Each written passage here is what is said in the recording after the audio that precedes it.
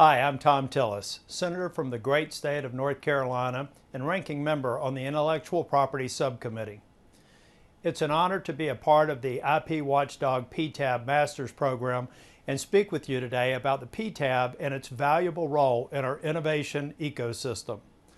First, I want to take a moment to thank the co-chairs of today's event, Gene Quinn, Scott McCowan, and Robert Green Stern, for inviting me. Thank you for the hard work and dedication you put into making this program happen.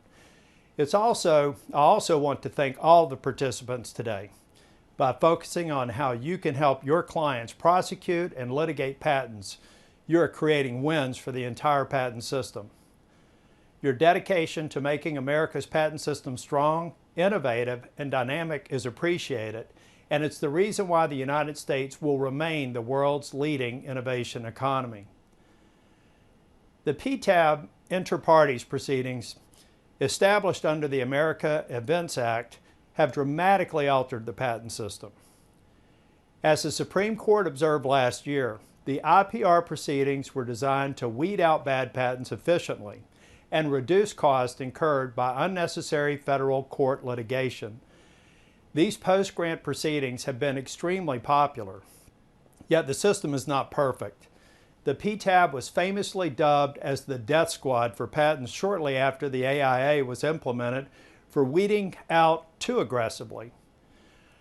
Over the past several years, the USPTO has worked hard to change this image and has been seen as fair and impartial.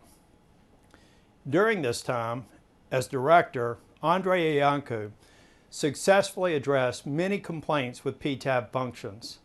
First, under Director Iancu, the USPTO issued a new rule that harmonizes the standard of construction and post-grant PTAB proceedings with the standard used in federal courts.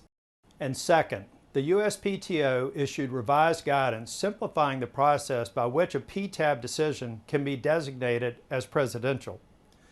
Finally, the USPTO revised guidance clarifying and providing increased transparency for expanded PTAB panels. These changes promote innovation by providing more certainty for inventors. These administrative changes have helped ensure that all rights holders, from individual inventors to innovative startups to industry titans, they all receive fair and equitable treatment. Now we must ask ourselves, do we believe the initiatives and reforms Iancu has undertaken have long-term merit and value? I believe they do. And I think Congress should consider codifying Director Iancu's actions, especially his reforms to the Patent Trial and Appeal Board. And while we work on that, we have to ensure the Biden administration's USPTO director is committed to continuing Andrei's work. We cannot have the USPTO return to being viewed as a death squad for intellectual property rights. Andrei's leadership and tenure at the PTO is the gold standard that any future director must adhere to. The next USPTO director must truly appreciate and value American intellectual property and must treat it for what it is, a vested property right. The USPTO director should understand that clear, predictable, enforceable intellectual property protections are absolutely critical, and she must commit to strengthening and protecting these rights. Although important reforms have been made, there is still a lot of work to be done to make sure that the PTAB is an equitable forum for inventors of all sizes. The AIA legislative history demonstrates that Congress was concerned about the burden that multiple PTAB proceedings could have on innovators. Congress was concerned that PTAB proceedings could be imposed by large companies as a costly delaying tactic to bankrupt small inventors. The legislative history shows that Congress believed duplicative petitions and weaponized proceedings could be one of the worst evils. Serial petitions are one example that demonstrates these concerns were well-founded. The effect of serial petitions is to magnify the cost and the burden of a PTAB defense to the point that many patent owners accept defeat and stop defending their patent or asserting it against alleged infringers. Serial IPRs are commonplace at the PTAB.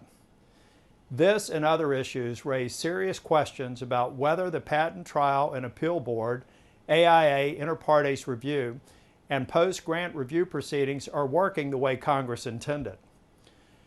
Do patent owners still have access to effective remedies to stop infringement from bad actors, including corporate actors who make a concise economic choice to infringe? These are the questions that PTO and others must continually address and provide answers for. I hope these remarks and this program will help you think about how important it is not to just beat the PTAB, but to work with me and others to better it.